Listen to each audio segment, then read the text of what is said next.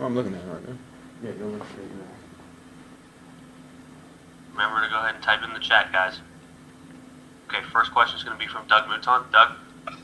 Hey, Alvin. Are you confident that a deal can get done this week? And are you okay if it doesn't? Today was a good day. We focused on Tampa. We installed, the first part of the game plan. Just kind of getting them kinks and flows out, some of those little kinks out. It feels good to be out there with the team. And we're focusing. Day out tomorrow, and we'll be back Wednesday. Next question is from Amos Morale. Yeah, with the way training camp was, the shortening and all of that, do you feel like you got some good work in? Oh yeah, I felt good about camp. I think this was one of our more competitive camps. Looks good. We got a lot of talent. I think it was just overall, like I said, I think it was one of our better camps, and I think we're ready for week 1. Next question is from Mike Triplett. Alvin, will you be planning to play in every game that you're available with or without a new contract? Yeah, so we're getting ready for week 1. Today was a good day, and I think we feel good about what was, the light install today, and I think we're just ready for Sunday. Next question is from Fletcher Mackle.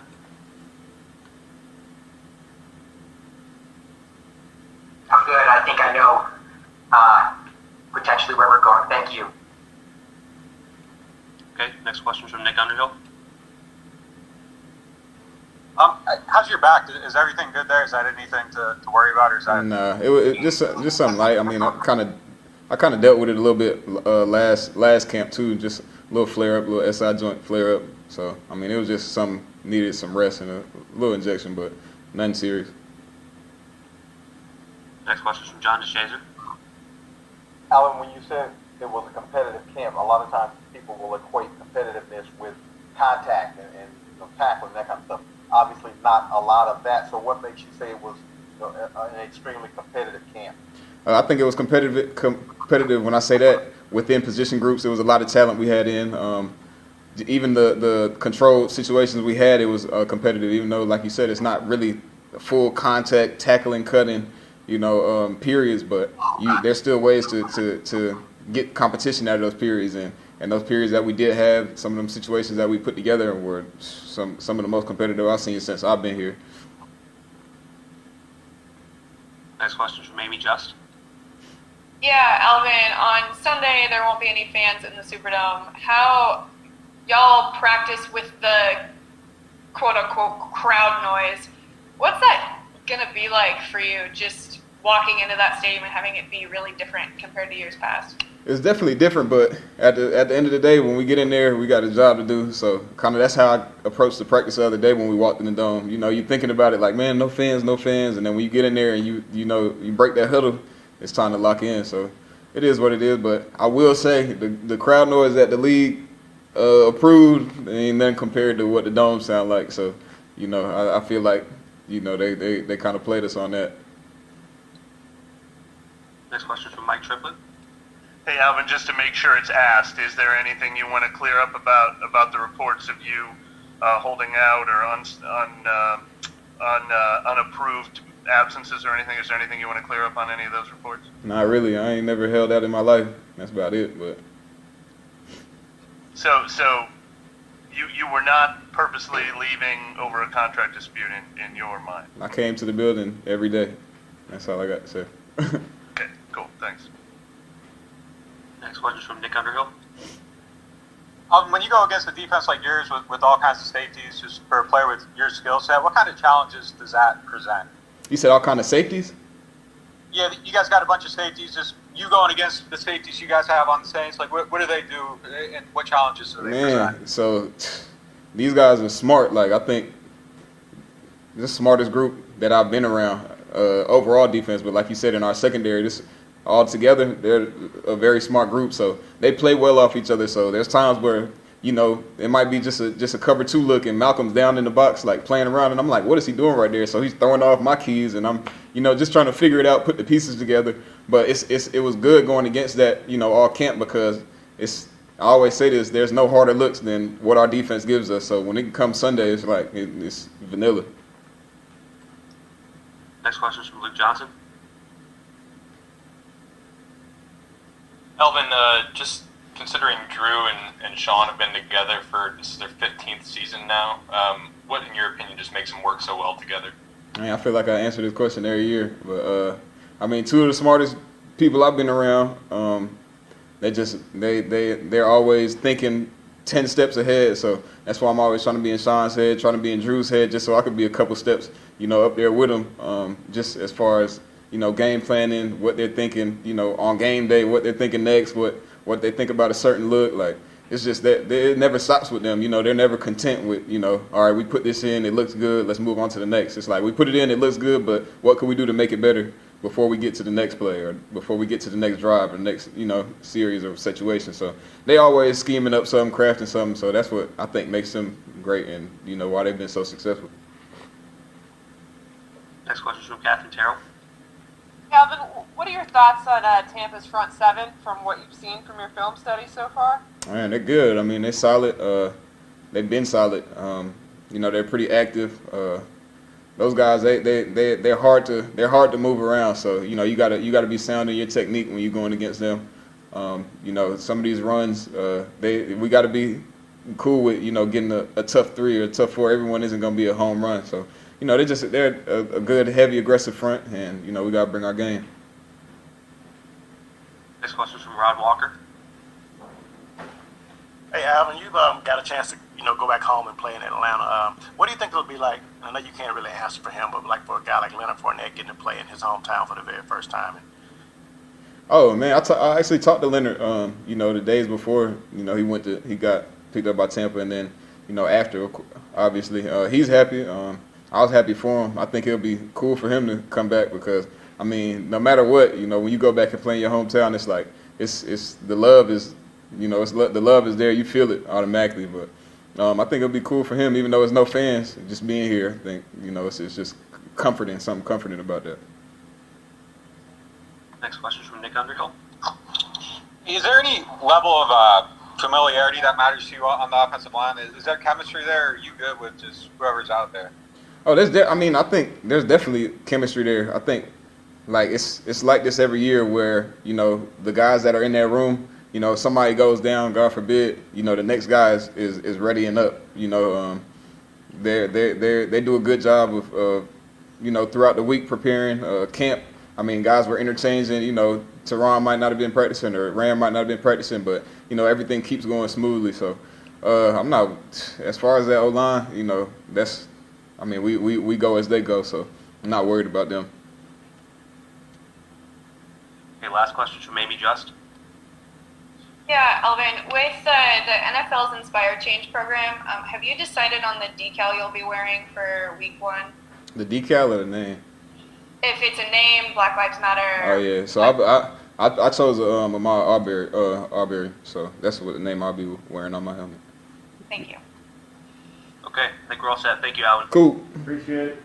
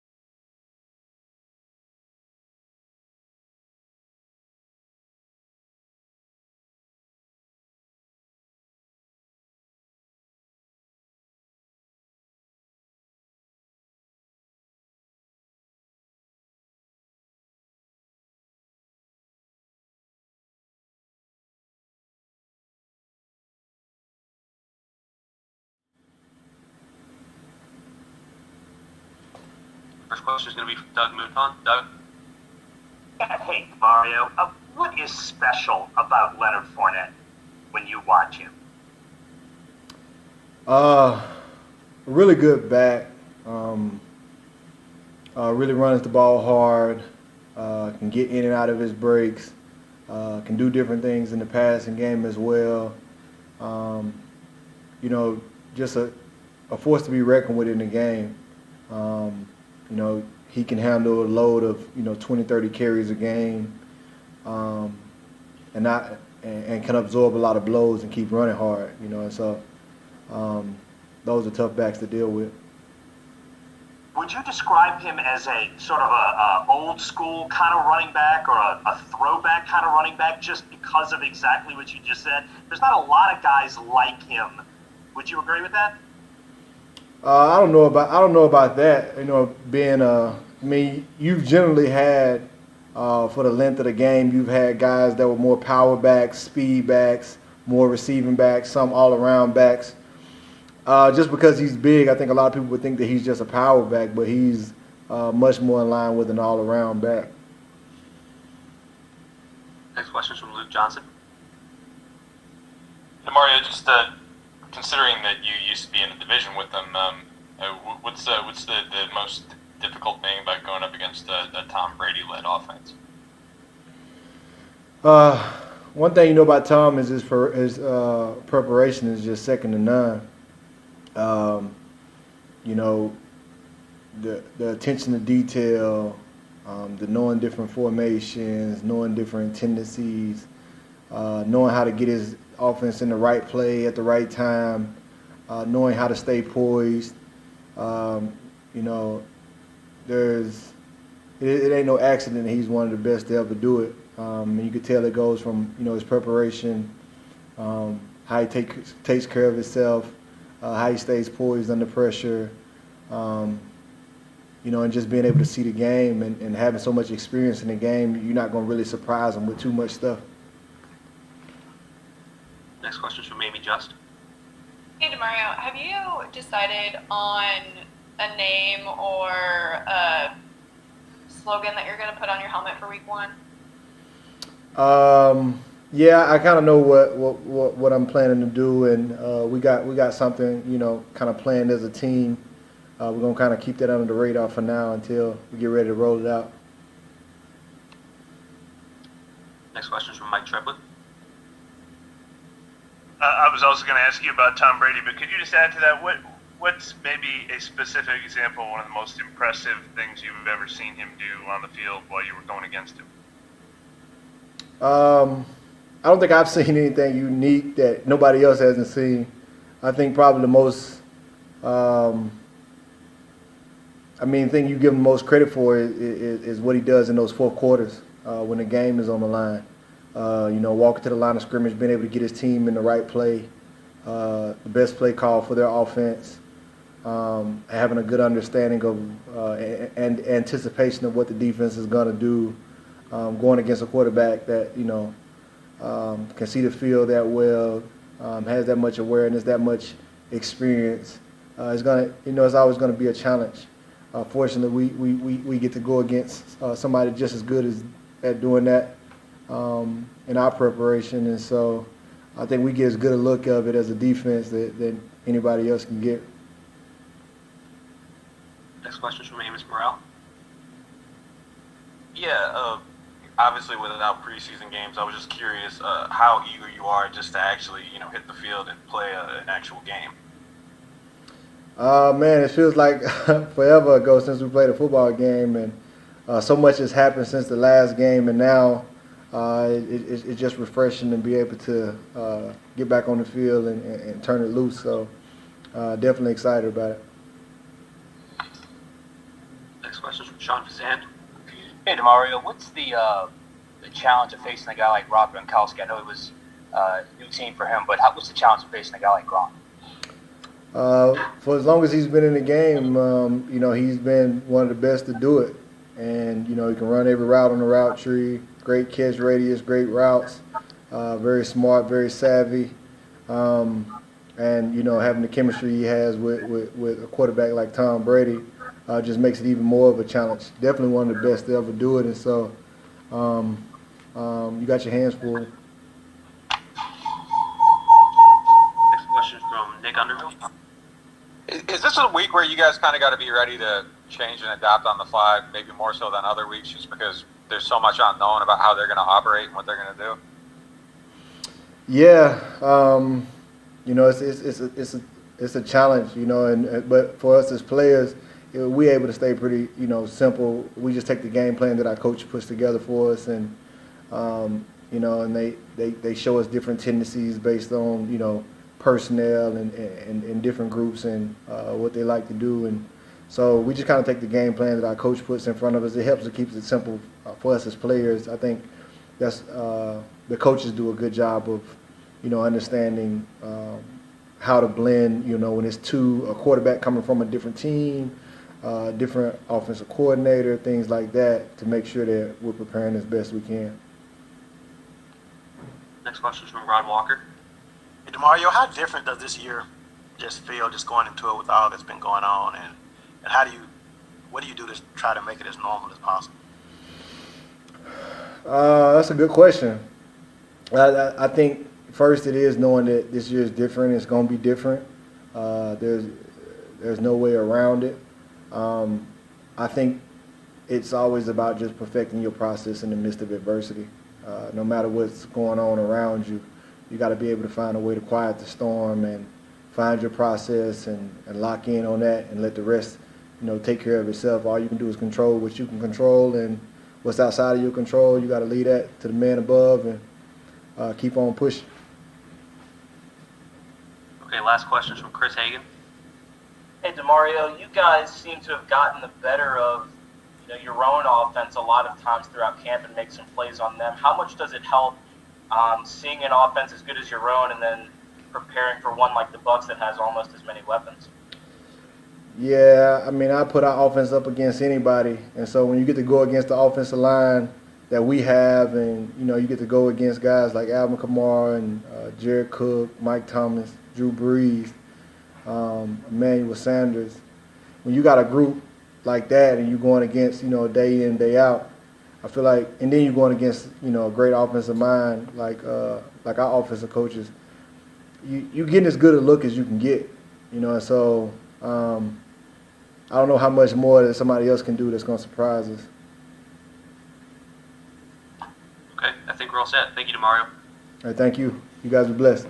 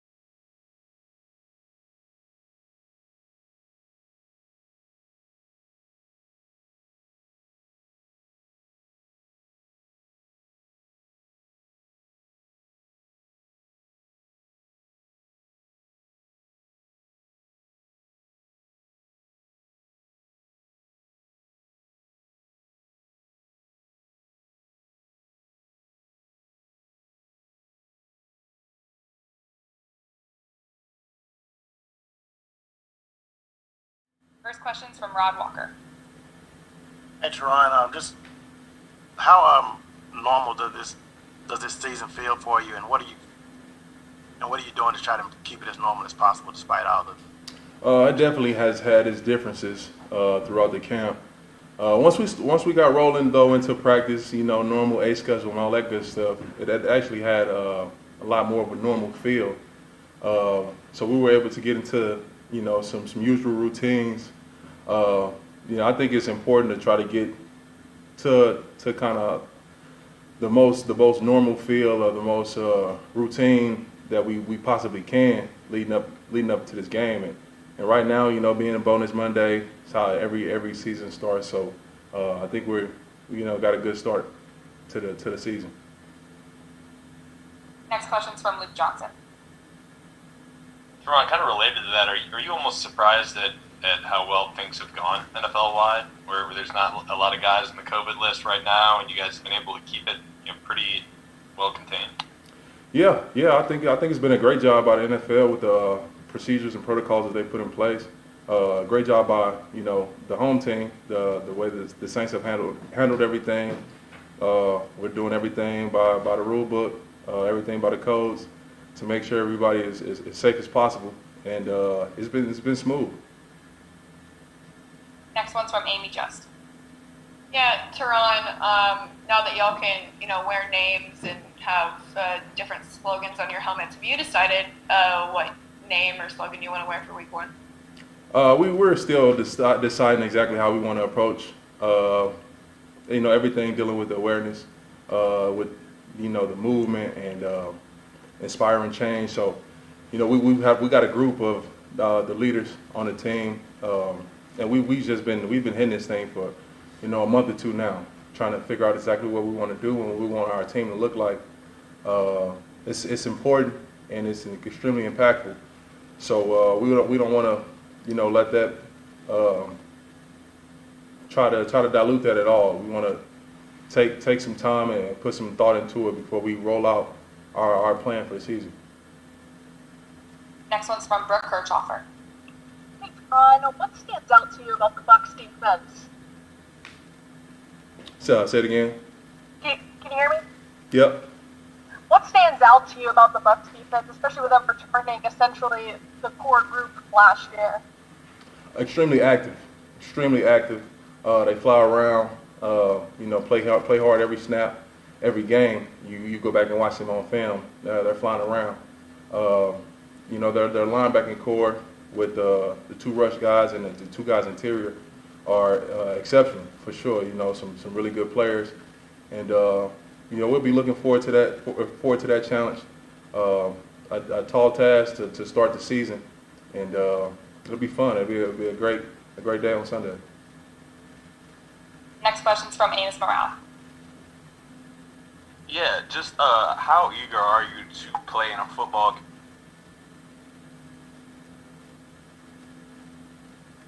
Kind of lost him, I think we lost you, Amos. We can come back to him. Next one's from Doug Mouton. Yeah, hey, Teron. Look, the team went through this last summer with Mike Thomas's contract. It's Alvin this time. Mm-hmm. And I know this one's stretching closer to the season. I'm guessing that has got to be an incredibly overwhelming kind of thing for him. Is there anything you tell him or talk to him to try to help him get through this time? Because I'm sure it's not super easy. Yeah, I don't think it's anything that's. I don't think he should look at it as overwhelming. I'm talking to Alvin all the time. It's a blessing. It's a blessing to be, in this business. It's a blessing on both sides. The team to negotiate long-term deal with a player of caliber of Alvin Kamara. To have someone in building like that, to have the chance to extend, and then it's a blessing for Alvin to have a team that wants you, and so I think it's a great thing, and hopefully we get the numbers and the years and all that figured out, but that match is set, and it will be those two will be intertwined for a long time. Next question's from Catherine Terrell. Hey, 2 questions.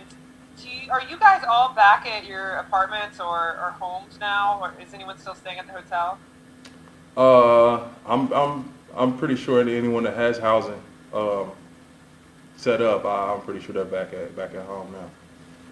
The other question is just in this unbelievably long off season. Was there ever a time where you just kind of felt like football's never going to get here with everything that's going on or not going to happen?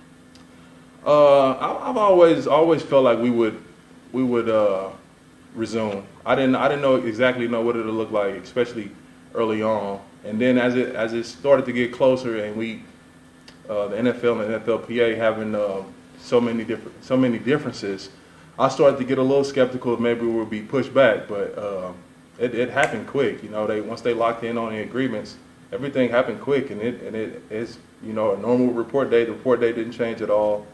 So it's been a pretty good job, like I said earlier, pretty good job on everyone involved. Next question's from Fletcher Mackel. Ron, I think when we started doing this 6 weeks ago and you were doing the phone conversation, somebody used the phrasing Super Bowl or bust. If I could just kind of revisit that a little bit, do you feel something extra in this locker room, or is that just kind of maybe a media creation, or because of where Drew is and where you all have been the last 3 years, is there actually something to a certain Super Bowl or bust type feeling? Yeah, I know. I said it. I'm standing on it for sure. Like, what else are we playing for? That's it. We're not. That's the only goal. That's the only goal, especially for a team that really feel like we can do it. It's a real goal for us, and that's it. It's the ultimate goal. That's why we've been here for the past six weeks plus. That's why I'll be here tomorrow. I'll be here Wednesday, Thursday. That's the ultimate goal. That's what we're trying to get accomplished for everyone involved, every player, the family, the city. We need that. That's what we're going for. Next one's from Amy Just. Yeah, back when nothing had been set in stone, and we asked you about the potential for not having fans, and you said it was whack. And now that we're here and there's no fans for week 1, I guess what are your thoughts on it, especially now that y'all had the opportunity to listen to that quote unquote crowd noise last week? Whack. I'm standing on that too. Still whack. You love to see the fans, interact with the fans, that energy. But we gotta. This is everybody. It's not just, we're not the only team that can't have fans. So it's just everybody is faced with this challenge. We have to create our own energy. We know what we're playing for. That's ultimately what it is. It goes back to my last answer. We know what we're playing for, and we can't control anything outside of that. We can't control the fans being there or not. So we got to create our own energy. We're playing for each other. We got to make it happen. Keep our energy up. Keep our momentum up, and start fast. Last question's from Nick Underhill. Can I do a two-parter here? First one, I just want to know, just first of all, like, how much does chemistry between a guard and tackle matter, and how long does that take to develop, and like, where does that show up on the field?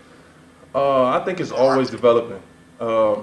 Even if you're playing next to someone for an extended period of time, I think it's new experiences come up, new things happen, and you just try to continue to grow with each other. I think it's extremely important though to have that time, get that cohesiveness. You start coming up with your own calls and all that good stuff. I think it's important, and then it takes time to get in that groove. But I don't think it ever get to a point where it's just like done. I think it's always a developing thing. And then the second one, just what's it mean for you to have the team like embrace your music, and can you just tell us what you got coming there? It's great, man. All the guys enjoy my music. I'm excited for everyone to hear my full album. The album's done. It's been done. We've just been having some clearing issues. I need to call Jay-Z or something to get. But no, it's on the way. Won't be too much longer before it's out. It's been done for about a month now. All right, that should wrap it up. Thanks so much, Teron. Thank you.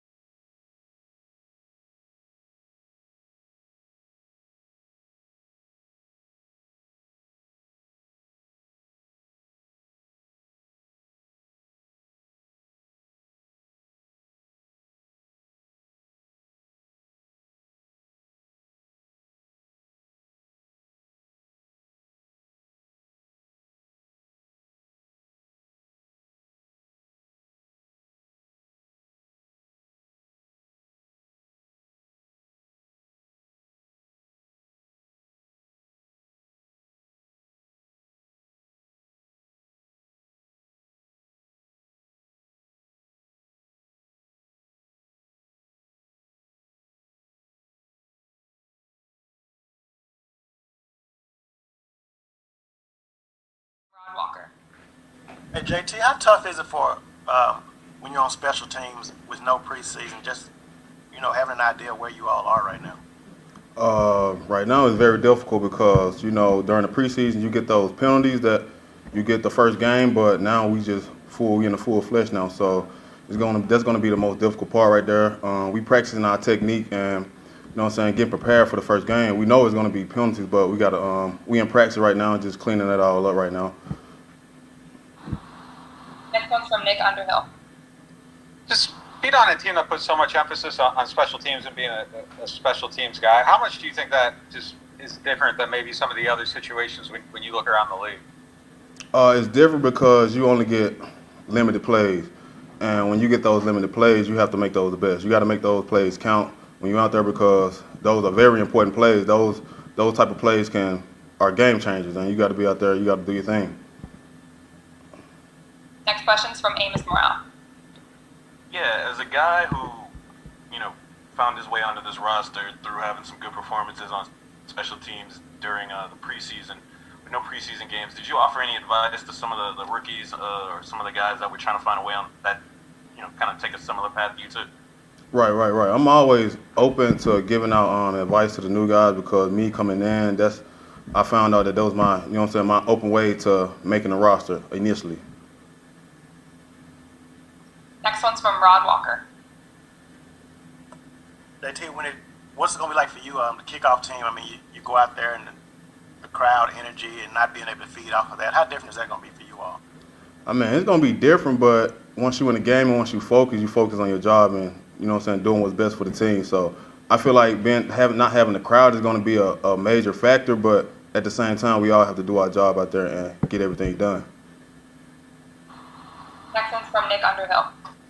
What'd you see from Marquez Callaway just on special teams going up against him throughout camp, playing alongside him? I mean, the guy, he's a natural special team player. He out there, dominating at an early stage right now. He's showing us what he got right now. So he basically just showing what he can do on special teams, and I love it. Did you see that out of him kind of right away? Like, did it show up like day one pretty much? Yeah, it showed up day one. I saw him out there running that gunner and on kickoff, and he was out there making plays. He making plays all around the field on special teams. Next question's from Rod Walker. JT, coming off of a second team All-Pro season, what are your, I guess it's probably obvious, but what are your goals for this season? To stack up off of that year right there. Like we all trying to get better, and I appreciate my team for doing their job to help me get to that position. Next question's from Amy Just.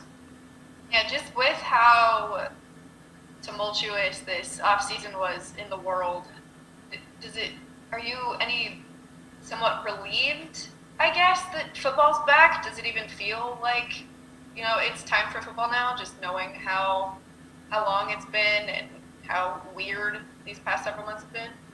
At first, I wasn't sure if we was going to have a football, so, everybody started making secondary plans and whatnot. So just having football is a relief, like you said. So I'm ready to go. Next one's from Rod Walker.